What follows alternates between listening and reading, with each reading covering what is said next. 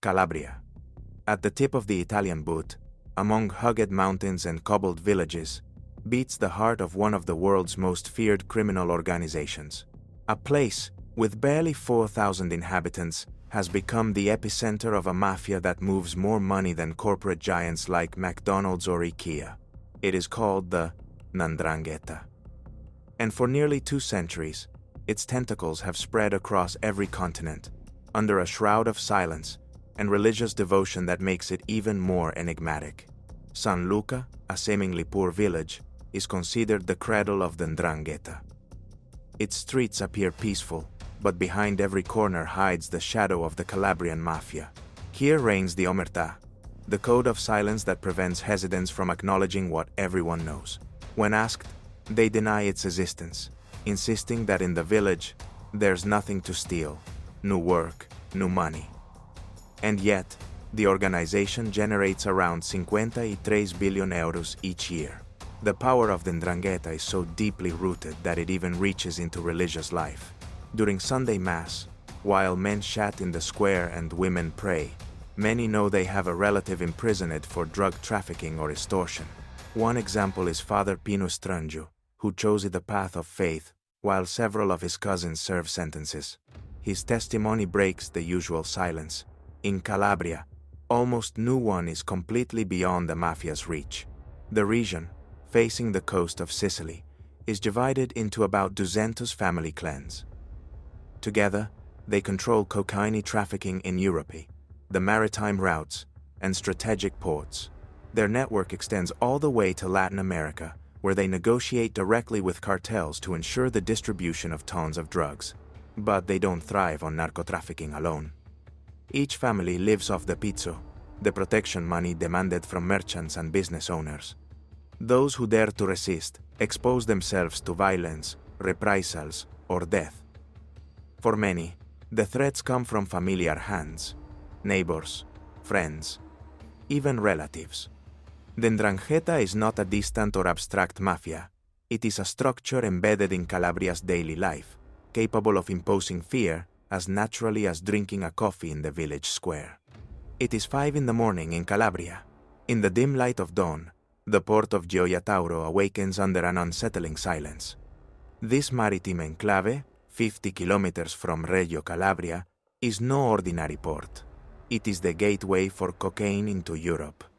Beneath its appearance of port routine, a silent war is being waged between the Italian state and the Ndrangheta, a daily battle for control of global drug trafficking. Alessandro Barbera, a colonel in the Guardia di Finanza, leads a high-risk operation. The intelligence is precise. A ship arriving from South America is carrying a hidden load of cocaine.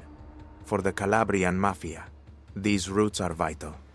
They have established families in Colombia, Ecuador, and Mexico, forging direct alliances with cartels to ensure a constant flow of drugs to Europe, the United States, and Australia.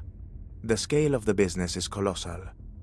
It is estimated that half of all cocaine circulating in Europe passes through Gioia Tauro. Every container, every unloaded box, could conceal millions in illicit profits. Colonel Barbera coordinates a team of 30 men. The agents meticulously inspect the cargo while keeping a close eye on the dock workers. A recent report revealed that many of them may be linked to the mafia, infiltrated to ensure that the Ndrangheta's shipments reach their destination without incident. The strategy is a constant game of cat and mouse. Every suspicious ship is escorted by customs patrol boats to prevent the drugs from being dumped into the sea and later recovered by speedboats.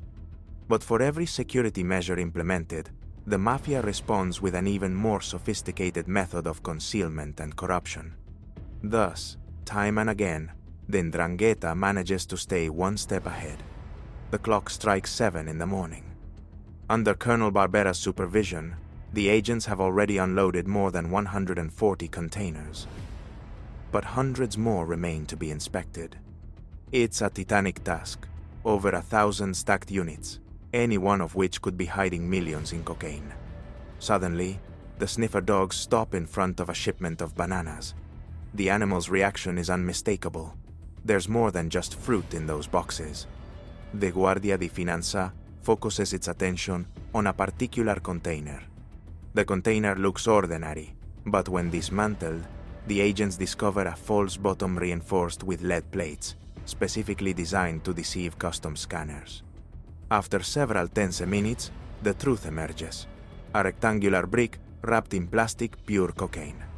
At first, it appears to be about 50 kilos, a significant haul. But what they find next exceeds all expectations. The false bottom is packed with identical packages. The magnitude of the discovery is historic. Colonel Barbera knows it well. The business is so lucrative that the Mafia has even bribed container manufacturers to build custom-made structures to hide the drugs. The agents remove the bundles one by one until they gather 101 bricks of cocaine. Each weighs between 1 and 1.2 kilos, a total of 118 kilos. At its source, that amount would have cost barely 236,000 euros.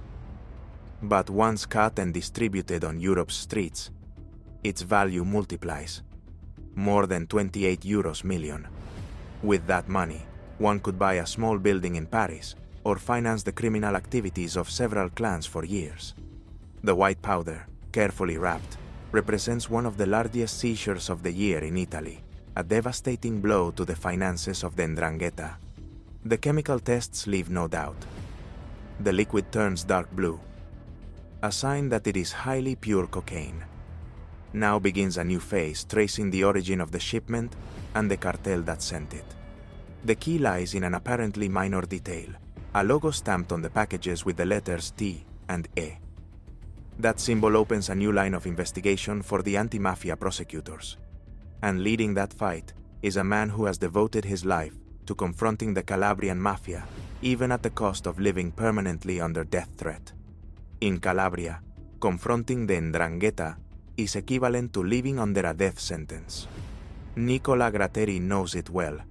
The anti-mafia prosecutor has spent more than a quarter of a century, surrounded by bodyguards, traveling in armored vehicles, and sleeping each night with the certainty that he is a marked man. His crusade did not begin in offices, but in the classrooms of a modest rural school. There, in his childhood, he saw the sons of mafia bosses impose their law among the desks. Violence was so close it could be felt in the air. While some of his classmates chose ordinary lives, others ended up murdered or imprisoned. Gratteri took a different path, dedicating himself entirely to dismantling the criminal organization that had poisoned his homeland. Today, he counts more than 1,000 mafiosi sent to prison and countless death threats. But what the Ndrangheta fears most is not his trials, but his ability to uncover its most intimate secrets. Over decades of investigation, Gratteri managed to document the initiation rituals of the organization, a process lasting 1 or 2 years, during which candidates must prove courage, endurance, and blind obedience. With hidden cameras, the prosecutors succeeded in recording one of these rituals.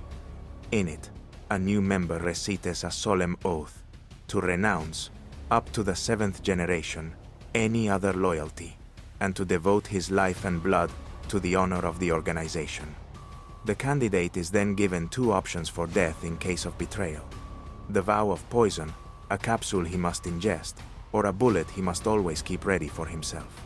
From that moment on, the Mafia becomes his only family above his father, mother, brothers, or children. The Ndrangheta maintains its power through strict discipline.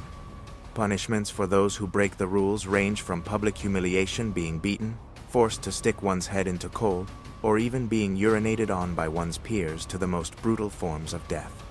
All of it serves to ensure absolute obedience. Gratteri has even managed to decipher the secret codes used by the clans to communicate. 30 of these codes have been identified so far, revealing hierarchical structures, hidden orders, and internal rituals. Each discovery has been the result of nearly 3 decades of investigations and raids that have gradually shed light on the dark world of the Calabrian Mafia. It is 2 in the morning in Reggio Calabria. In silence, more than 200 agents prepare for one of the most ambitious anti-mafia operations of the year.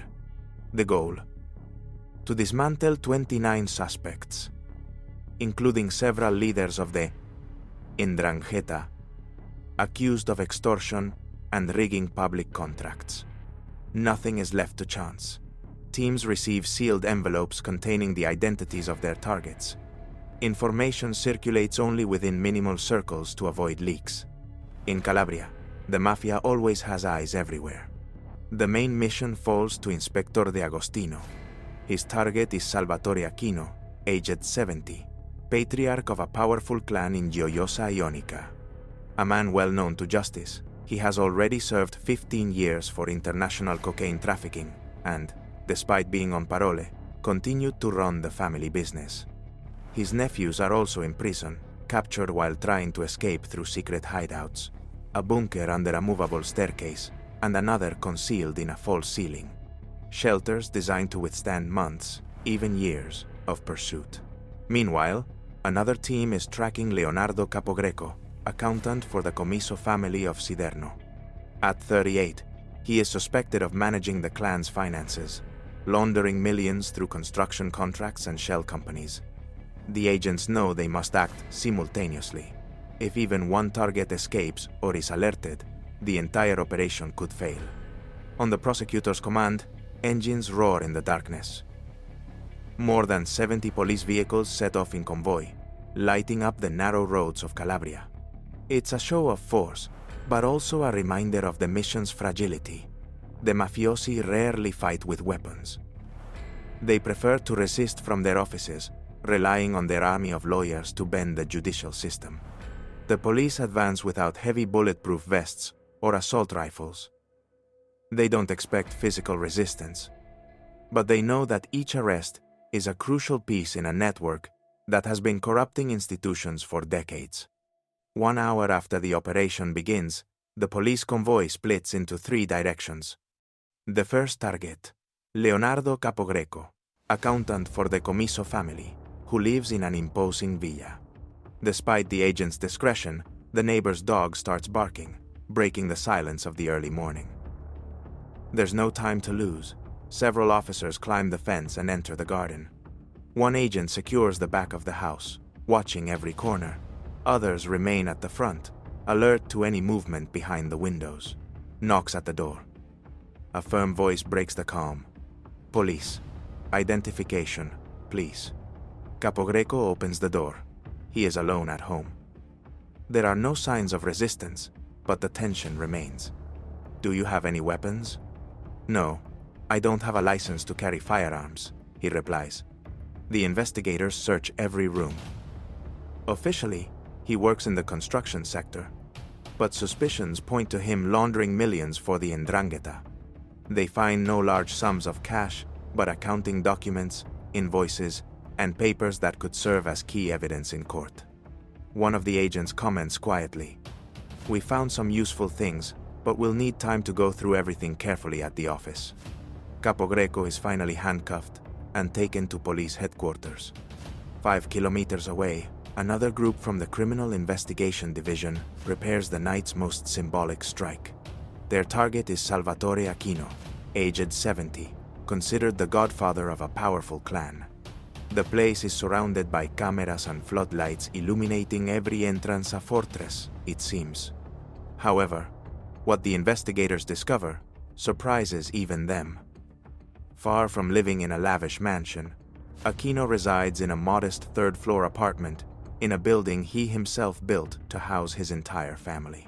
In Calabria, even the most influential bosses know that discretion is the best strategy. The agents show the court order. "You need to get dressed and prepare your documents," they tell him. The elderly man nods calmly. He looks more like an ordinary grandfather than a mafia boss. For more than 2 hours, the police search every corner of the apartment for evidence. There are no bodyguards or visible weapons, only papers that could prove his involvement in rigging public contracts and managing illicit wealth.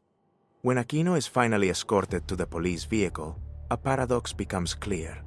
A man regarded as one of the Ndrangheta godfathers, who moves millions in shady businesses, lives behind the humble facade of a simple family apartment building. Dawn breaks over Reggio Calabria. It's 7 in the morning, and the 29 people arrested during the night operation have already been transferred to the central police station. Outside, Family members and friends gather silently, anxiously awaiting the fate of the accused. The scene takes on a ritual tone. One by one, the suspects are paraded before the cameras, in order of importance. It's a calculated communication strategy, a message to all of Calabria. The state is present. The state is fighting the mafia. The first to appear is Salvatore Aquino, identified as the godfather of one of the most influential clans.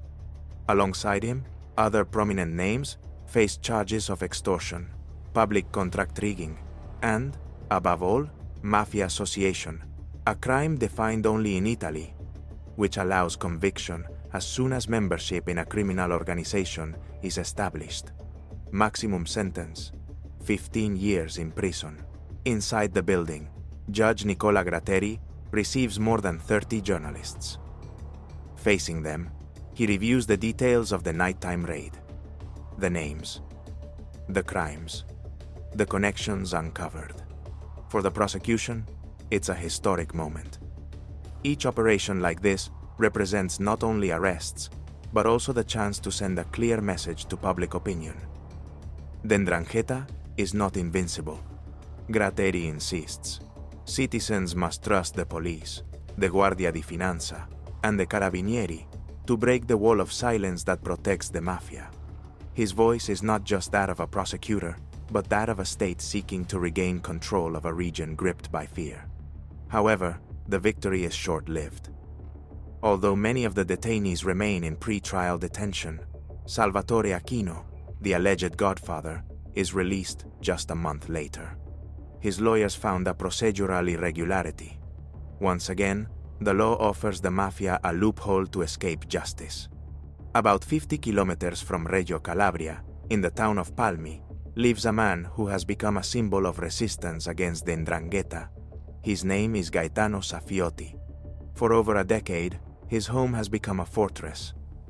38 surveillance cameras, electrified fences, walls reinforced with steel plates, and a detachment of elite armed police guarding every corner. But despite all this protection, Gaetano is not free. His house has become his prison. He is married and has a son, but never allows them to be filmed. He knows there's a price on his head, and any public exposure could cost them their lives. "I always have my coffee at home," he explains. "Never in a cafe. My situation is too complicated. The local businesses don't let me in. They're afraid that an attack on me could endanger their customers."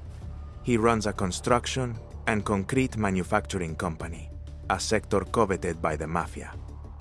For years, Safiotti was a victim of the pizzo, the protection money the Ndrangheta demands from business owners. At first, like everyone else, he paid. A mafioso would call, set a time, and show up at his office. Gaetano had to have the money ready in cash so it couldn't be traced. They would sit face to face, and he would hand over the bundle of bills. Between the 1990 seconds and the early 2000s, Safiotti had already paid more than 2 million euros in extortion money. Every attempt to resist ended in brutal retaliation. Trucks set on fire, excavators burned, construction vehicles reduced to ashes. Today, after 12 years, 9 months, and 23 days living behind bulletproof windows, Safiotti claims that, paradoxically, he feels freer than ever. His freedom does not mean walking the streets, but having broken the code of silence.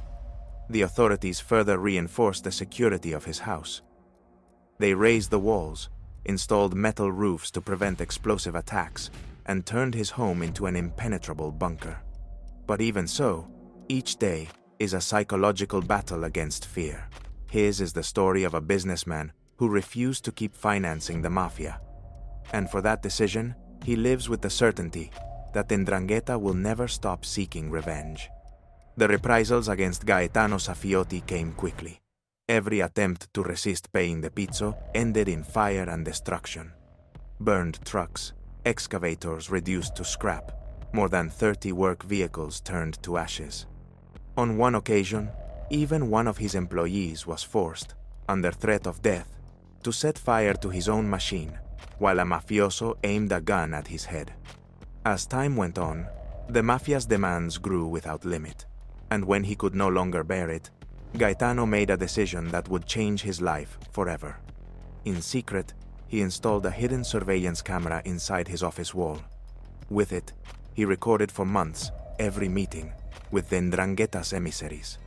The footage shows the mafiosi demanding money and Gaetano handing over bundles of cash. But his ordeal didn't end. The structure of the Calabrian Mafia is different from other organizations. There is no single supreme boss. The region is divided into more than 160 zones, each controlled by a clan.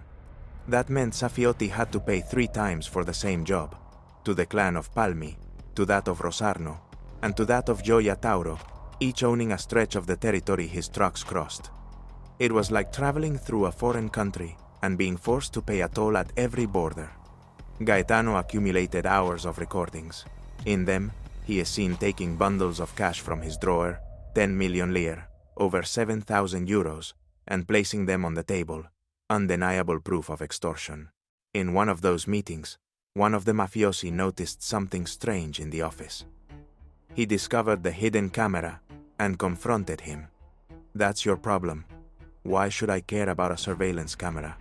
Convinced that Gaetano was too frightened to act, he underestimated him. But the businessman had already decided to break with the omertà, the code of silence that had protected the mafia for generations. The Ndrangheta's response was immediate. Pressure, intimidation, and increasingly explicit threats. "You'll soon have 45 bullets in your body," they warned him. That was the price of defying the power of the Calabrian Mafia. And Gaetano knew that every day lived from then on was a risk taken in the name of truth. The threats against Gaetano intensified. "You won't just leave Palmi, you'll leave this earth," they told him. "A bullet for every mafioso arrested." That was the message. The Ndrangheta extended its tentacles to destroy him. Clients, banks, and suppliers turned their backs on him. Within weeks, his company lost 90% of its revenue. What was once a prosperous business became a wasteland. Ashamed that he had defied the code of silence, many in Calabria began to look at him with disdain. His life was reduced to a routine, 20 steps from his front door to his office, under strict police protection. That is the price he pays for choosing to live legally. And still, Gaetano accepts it with pride. "Fear is the price of freedom," he says. His case, however, is a rare exception. In Calabria, those who confront the mafia often pay with their lives. In Siderno alone, a small Calabrian town, there are 32 recent unsolved murders, crimes everyone attributes to the Ndrangheta, but that no one dares to openly denounce. Among those victims is Gianluca, shot in the head for defending his father-in-law, who was being extorted by a local clan. His father, Mario, has been visiting the cemetery for over 10 years, 4 times a week. His son's grave remains open, without a marble headstone. "I don't want to place one," he explains, "because it would feel like admitting that everything is over. To me, it's a symbol of a stolen life." Mario refuses to forget. In every family car, there's a photo of Gianluca, a reminder of the promise to fight for justice. Unlike most, he decided to file a civil lawsuit against those responsible. A rare act in Calabria, where fear usually silences any attempt at resistance. But his battle is full of obstacles. His son's killer could be released due to a procedural error, and the mafia pressures him daily to drop the case. Mario lives under constant threat. The security cameras at his home record every suspicious movement.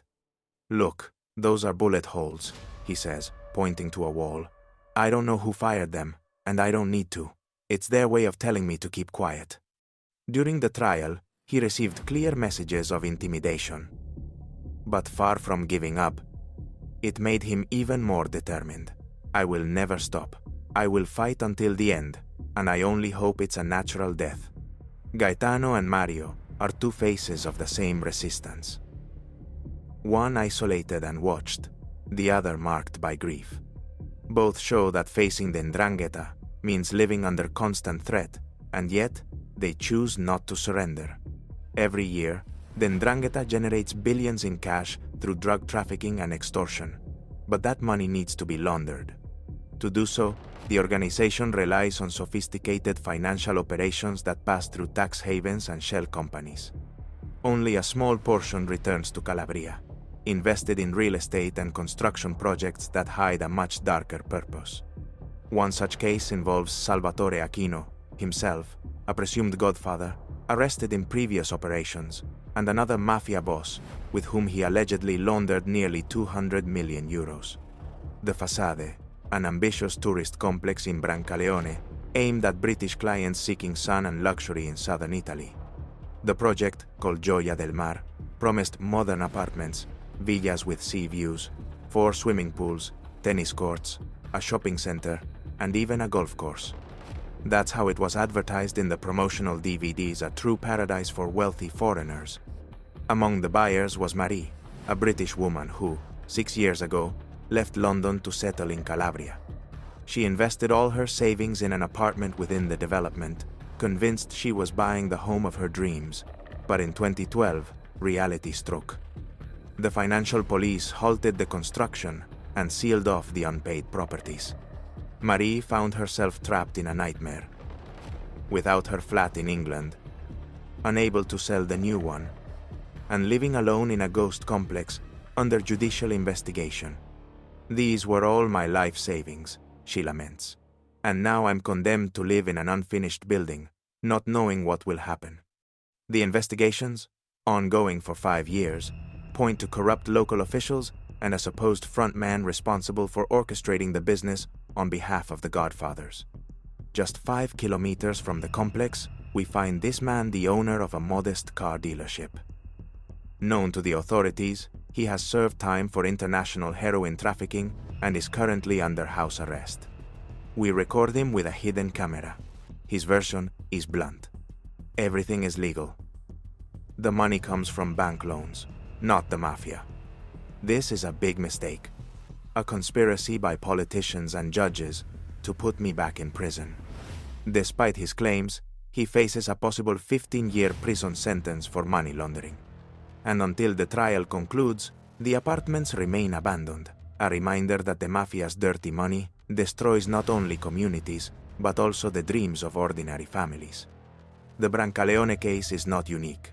Year after year, Italian authorities uncover entire buildings constructed with mafia money, whether controlled by clans in the villages of Aspromonte or by families dominating whole neighborhoods of Reggio Calabria, the regional capital. There, the shadow of the Ndrangheta blends into daily life, turning real estate speculation into yet another weapon to accumulate power and launder illicit fortunes. In Calabria, the urban landscape reflects the contradictions of the mafia. Among unfinished, yet already inhabited buildings, rise luxurious homes that betray the power of local clans. A clear example is the house built by a godfather atop a hill. A spacious residence made with top-quality materials, marble floors and ceilings, and even a bathroom with direct sea views. A home designed to display wealth and territorial control. However, the boss never got to live there. He was convicted of murder before moving in, and the property was confiscated by the state. Today, the house belongs to the Ndrangheta Observatory, an anti-mafia charitable organization working with at-risk youth. The center's director, Vincenzo, shows from the balcony what was once a symbol of power. From here, he could watch over all his territory, he explains. The panoramic view was a constant reminder of who ruled the area. But now, that same view has become the starting point for a reintegration program. In recent months, the former home of the Godfather has hosted young people who have had contact with the justice system boys accused of theft or drug trafficking. Most of them connected in some way to the Ndrangheta. The goal of the observatory is clear: to break the romantic image of the mafia and dismantle the false promise of easy money. Vincenzo leads the youths to a hidden room in the lower part of the house. A small space, barely 10 square meters, which was once meant to be a bunker. The Godfather was arrested before completing it, and today the place has been transformed into an educational replica of the hideouts used by the mafia. On its walls, an inscription can still be read, found in an original shelter. "God, protect me in this bunker." next to the phrase, religious images and personal symbols. The mafioso, who once lived there, was nicknamed the Wolf, and he left in that space traces of his identity. For Vincenzo, the message is powerful. Living down here is neither power nor freedom. The teenagers listen in silence. For them, the luxury and prestige surrounding the mafia are appealing. But the bunker shows the other side, the total loss of freedom. Vincenzo's work, along with that of other activists, is to show them that behind the expensive cars and easy money lies a life of confinement, fear, and absolute dependence. In Calabria, every property confiscated from the Ndrangheta can become a weapon against the organization itself, a reminder that criminal power is not eternal. Among all the enemies the Ndrangheta has had to face, one of the most unexpected comes from the church. Father Pino de Masi is widely known in Italy for a historic act. He was the first priest to refuse to officiate the funeral of a mafia godfather. In a deeply religious region, that humiliation weighed heavier than prison. But his defiance did not stop there. Pino promoted the creation of agricultural cooperatives that manage lands and businesses confiscated from the mafia. Properties that once belonged to powerful clans now provide jobs for dozens of people in a region plagued by 40% unemployment. Fear is only an emotion, he says, and emotions can be controlled. The Ndrangheta didn't take long to respond. 6 years ago, before a court order for confiscation was issued, dozens of men arrived with trucks and chainsaws. In a single night, they cut down 640-century-old olive trees, some more than 15 meters tall. They sold them as timber, earning over 600,000 euros in an attempt to wipe out Father Pino's project. 3 years later, they tried again, claiming the land as their own. Eventually, those responsible were sentenced to 16 years in prison. But the scars of the destroyed olive grove remain an open wound. Cutting down the trees wasn't just about destroying a crop, Pino explains. It was a way of saying, these trees belong to us and to no one else. With thousands of young people unemployed and without prospects, the mafia remains a temptation in Calabria. But voices like that of Father de Masi and Pope Francis himself seek to plant seeds of hope. During his visit to the region, the pontiff was unequivocal. The Ndrangheta is the worship of evil, the contempt for the common good. A statement that echoed throughout southern Italy and set a historic precedent. Organized crime cannot hide beneath the mantle of faith. Today, the Ndrangheta is one of the most powerful mafias in the world. But as we have seen, there are men and women willing to defy it, even at a high price. Their story reminds us that silence is the mafia's greatest ally, and that resistance begins when someone dares to say, enough. Thank you for joining us on this journey into the heart of the Calabrian Mafia. If you found this documentary interesting, support us with a like, share it, and subscribe to the channel so you don't miss future stories about organized crime around the world. Your support helps us continue investigating and keeping alive the memory of those who fight against the mafia.